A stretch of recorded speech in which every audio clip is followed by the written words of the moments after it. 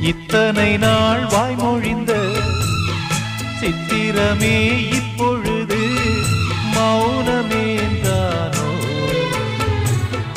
மின்னலென மின்னிவிட்டு கண்மறைவாய் சென்று விட்ட மாயம் நீதானோ?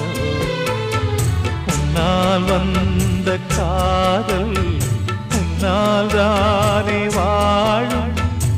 என்னை நீங்கி போனார் உன்னை சேரும் பாவம். எனக்கொரு அடைக்கலம் வழங்குமோ உன் இதயமே?